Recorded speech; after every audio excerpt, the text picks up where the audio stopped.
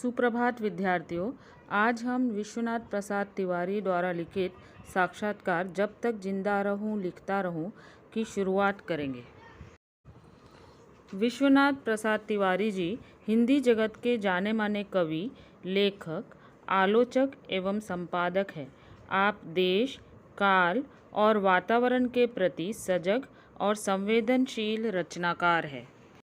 इस साक्षात्कार यानी इंटरव्यू में विश्वनाथ प्रसाद तिवारी जी ने नागर जी से उस समय के यानी जब नागर जी ने लिखना शुरू किया था उस समय के राजनीतिक, सामाजिक परिस्थितियों, लेखकों आदि के बारे में अनेक प्रश्न पूछे। इन सभी परिस्थितियों का उनके जीवन और लेखन पर कितना और किस तरह प्रभाव पड़ा, इसे साक्षात्कार के माध्यम से जानने का प्रयास किया है। इस पाठ में विश्वनाथ प्रसाद तिवारी जी की अमृतलाल नागर जी से बातचीत दी गई है। चलिए पाठ शुरू करते हैं।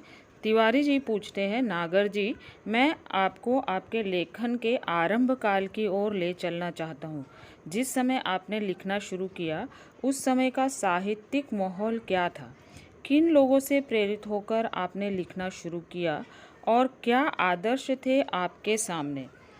तिवारी जी नागर जी से पूछते हैं कि जिस समय आपने लिखना शुरू किया उस समय के रचनाकार किस तरह की कहानियाँ, उपन्यास लिखते थे, किस तरह का दौर चल रहा था, किन लोगों से प्रेरित होकर आपने लिखना शुरू किया? नागर जी कहते हैं, लिखने से पहले तो मैंने पढ़ना शुरू किया था। एक लेखक जितना पढ़ता है उतना ही अच्छा और बड़ा लेखक वह बनता है, क्योंकि इससे उनको अनुभव मिलता है, अन्य रचनाकारों के बारे में जानकारी मिलती है कि उन्होंने कैसा लिखा। इसलिए नागर जी ने लिखने से पहले पढ़ना शुरू किया। आगे नागर जी कहते हैं, आरंभ में कवियों को ही अधिक पढ़ता था। स्नेही जी, अयोध्या सिंह उपाध्याय की कविताएं ज़्यादा पढ़ी। छापे का अक्षर मेरा पहला मित्र था। छापे का अक्षर यानी जो प्रिंटेड उनकी किताब थी वो उनका पहला मित्र था। घर में 2 पत्रिकाएं मंगाते थे मेरे पितामह, एक सरस्वती और दूसरी गृहलक्ष्मी। उस समय हमारे सामने प्रेमचंद का साहित्य था, कौशिक का था। स्नेही जी और अयोध्या सिंह उपाध्याय की कविताएं नागर जी को ज़्यादा पसंद आती थी। नागर जी के पितामह यानी दादाजी घर में 2 पत्रिकाएं मंगाते थे, सरस्वती और गृहलक्ष्मी। उस समय की पत्रिका सरस्वती हिंदी साहित्य की प्रसिद्ध पत्रिका थी। इस पत्रिका का प्रकाशन इंडियन प्रेस प्रयाग से सन 1900 ईस्वी के जनवरी महीने में आरंभ हुआ। 32 वर्ष की क्राउन आकार की इस पत्रिका का मूल्य उस वक्त सिर्फ 4 आना था। नागर जी के घर में दूसरी पत्रिका गृहलक्ष्मी आती थी।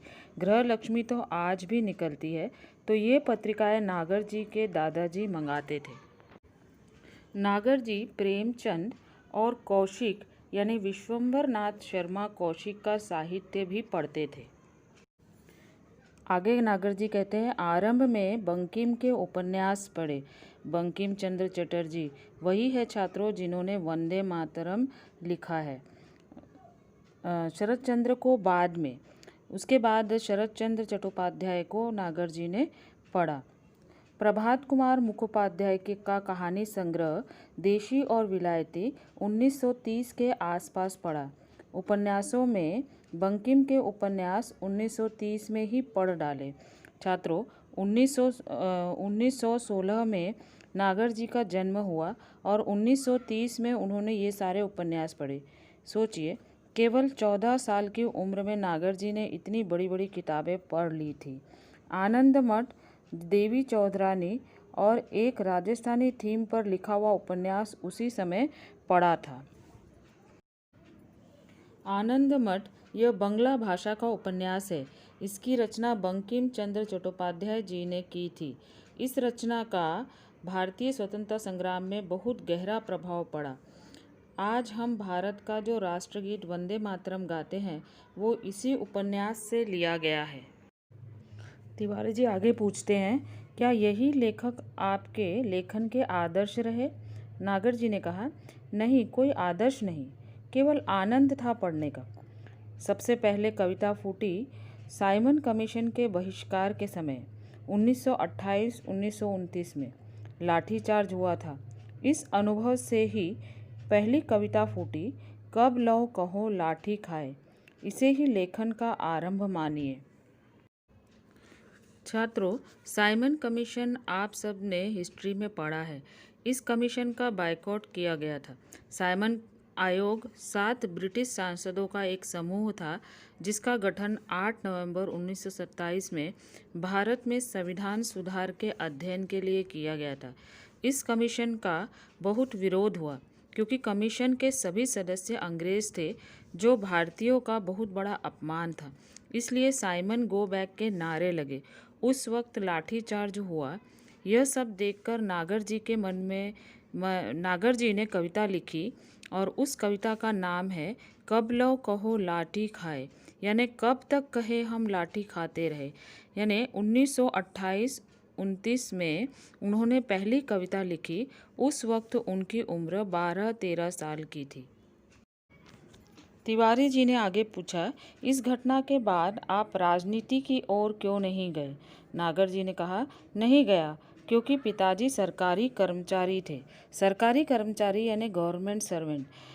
आज़ादी के पहले अंग्रेज़ों की गवर्नमेंट थी। अगर अंग्रेज़ों की सरकार में अंग्रेज़ों के कर्मचारी के या उनके परिवार का कोई सदस्य अंग्रेज़ों के खिलाफ आंदोलन करे तो जाहिर सी बात है कि उन्हें नौकरी से निकाल दिया जाएगा। इसलिए नागर जी राजनीति में नहीं गए। 1929 के बाद मेरी रुचि बढ़ी पढ़ने में भी और सामाजिक कार्यों में भी। लेकिन मेरी पहली कहानी छपी 1933 में, अपशकुन। तुम्हारे गोरखपुर के मनन द्विवेदी लिख रहे थे उन दिनों। चंडी प्रसाद हृदय थे जिनकी लेखन शैली ने मुझे बहुत प्रभावित किया। चंडी प्रसाद हृदय के बारे में कहा जाता है कि छोटे शहर का बड़ा लेखक। शाहजहांपुर उत्तर प्रदेश के वो रहने वाले थे। उनकी लेखन शैली से नागर जी बहुत प्रभावित हुए। तिवारी जी ने अगला प्रश्न किया, क्या उन दिनों आप पर गांधी जी के व्यक्तित्व का भी कुछ प्रभाव पड़ा? नागर जी ने कहा, हाँ, निश्चित रूप से पड़ा। हाँ, यह तो स्वाभाविक है क्योंकि उन दिनों देश पर गांधी जी छाए हुए थे और स्वतंत्रता आंदोलन के मुखिया वो थे। पिताजी ने आंदोलनों में भाग लेने से रोका। वह रोकना ही मेरे लेखन के लिए अच्छा हुआ।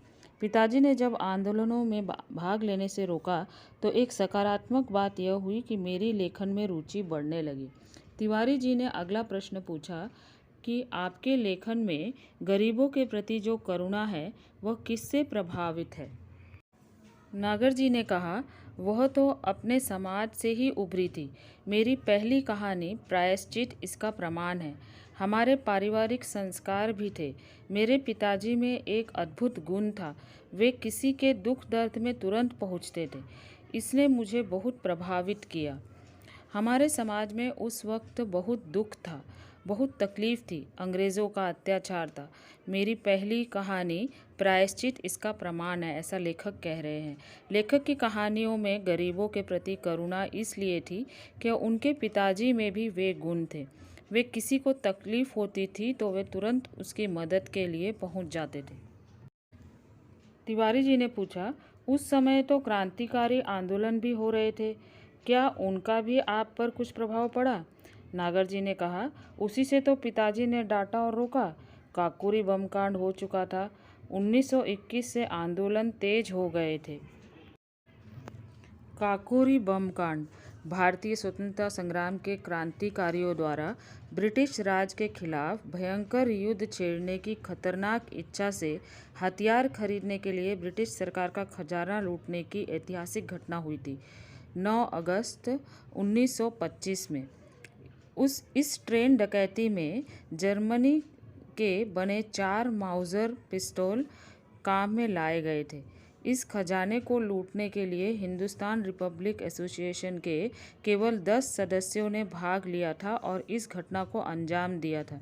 स्वतंत्रता आंदोलन को गति देने के लिए यह काम किया गया था कि अंग्रेज़ सरकार हमारा खजाना लिए जा रही है, क्यों न अंग्रेज़ सरकार के ही खजाने को लूट लिया जाए। इस प्रकार के आंदोलन हो रहे थे, इसलिए नागर जी के पिताजी ने उन्हें आंदोलनों में हिस्सा लेने नहीं दिया। तिवारी जी ने आगे प्रश्न किया, क्या सामाजिक आंदोलनों जैसे आर्य समाज का भी आप पर कुछ प्रभाव पड़ा?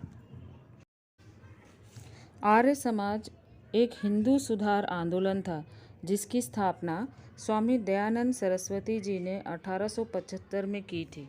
यह आंदोलन पाश्चात्य यानी वेस्टर्न संस्कृति का जो लोगों पर प्रभाव पड़ रहा था उसके विरोध में था। आर्य समाज में मूर्ति पूजा, बलि प्रथा, अंधविश्वास को अस्वीकार करते थे। स्त्रियों और शूद्रों को वेद पढ़ने का अधिकार था।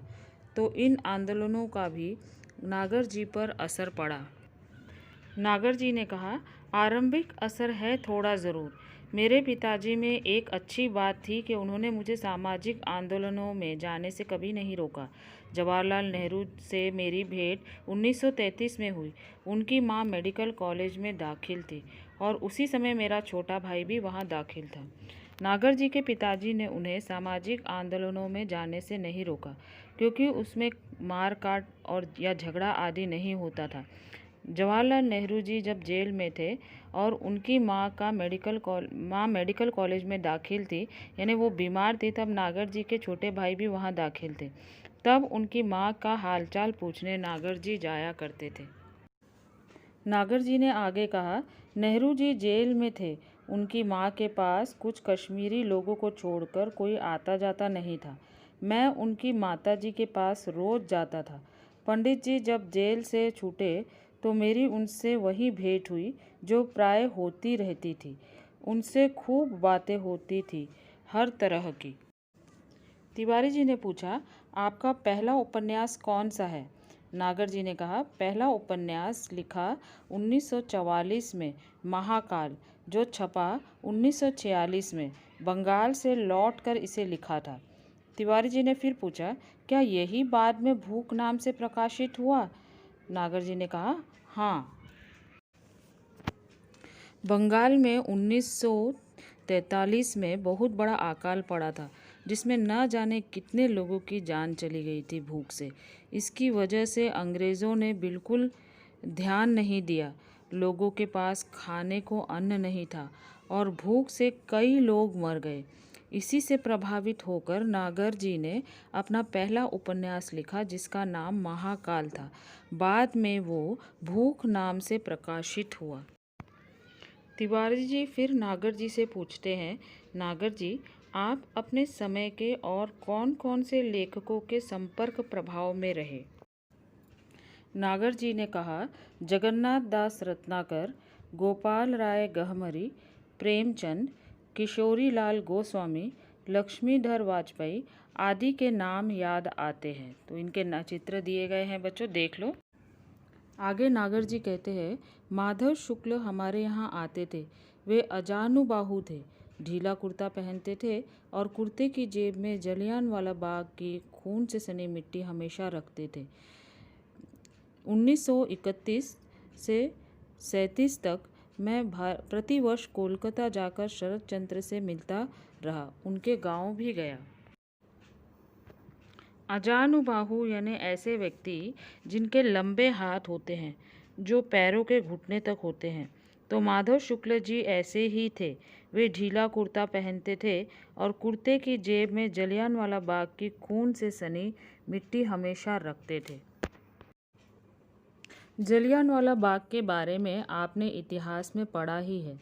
जलियांवाला बाग हत्याकांड भारत के पंजाब प्रांत के अमृतसर में स्वर्ण मंदिर के निकट जलियांवाला बाग में 13 अप्रैल 1919 में हुआ था।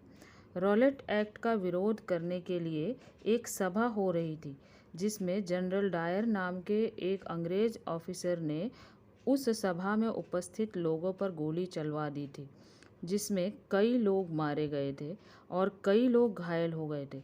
इस हत्याकांड ने पूरे देश और दुनिया पर बहुत बड़ा असर डाला था। तो इस घटना का माधव शुक्ल पर गहरा असर हुआ था और उनके मन में अंग्रेज़ों के खिलाफ एक क्रोध और गुस्से की भावना भरी हुई थी।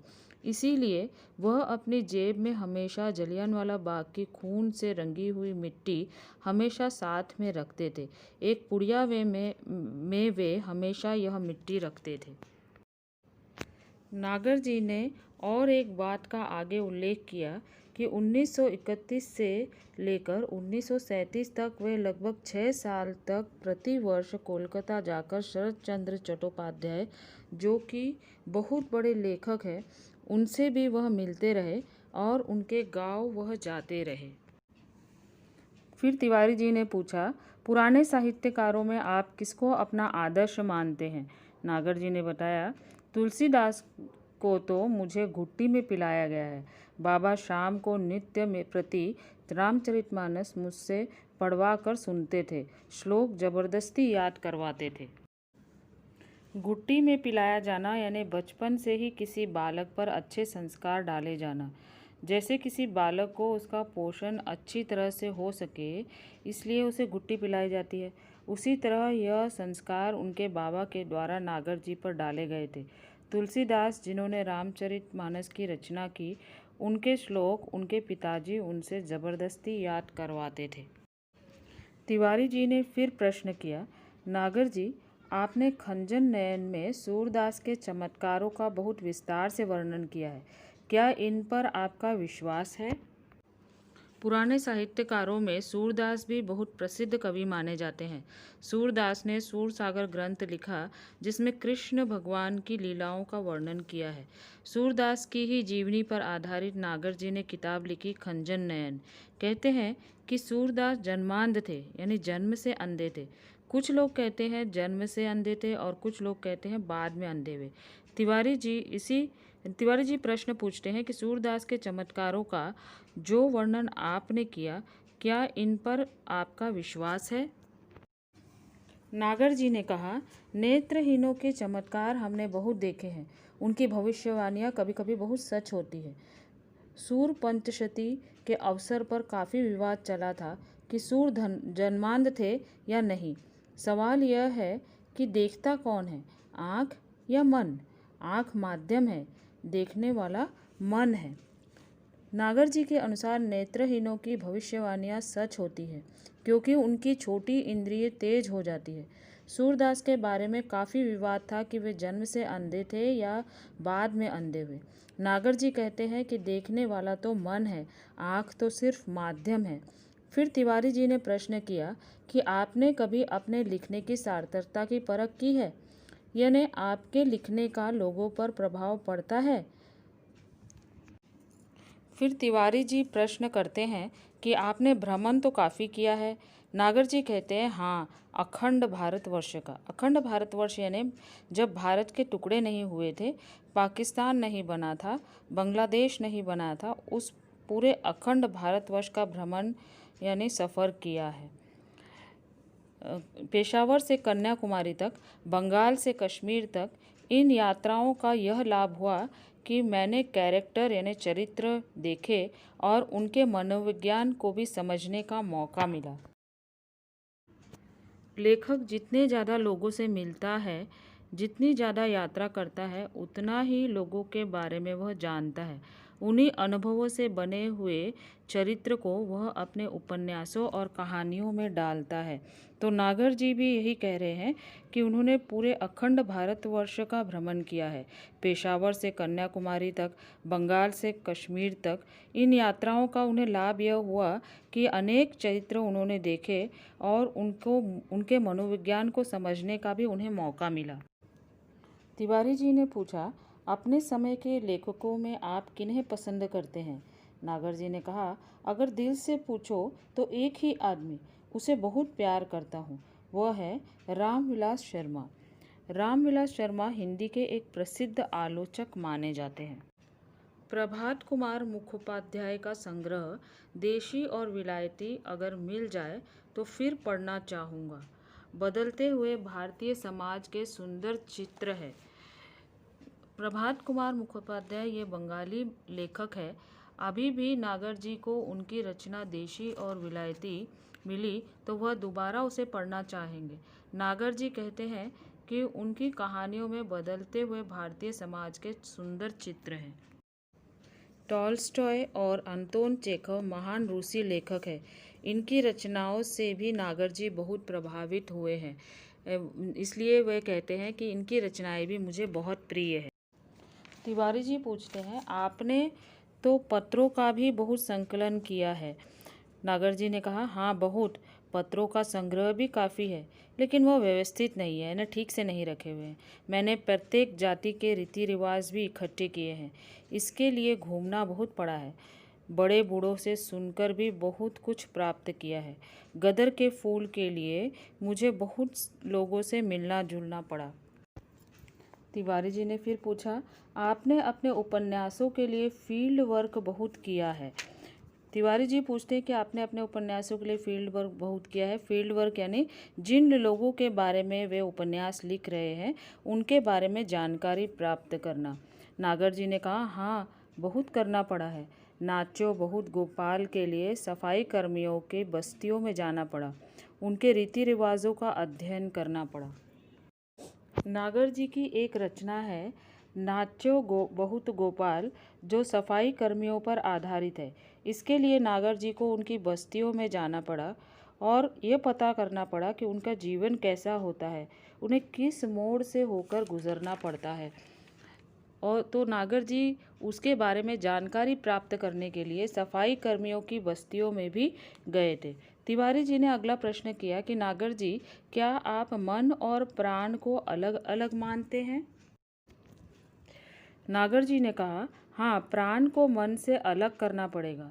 मन की गति आगे तक है, यानी मन बहुत तेज दौड़ता है। प्राण को वहाँ तक खींचना पड़ता है। मन एक ऐसा निर्मल जल है जिससे जीवन के संस्कार रंगते हैं। मन प्राण से ही सधता है।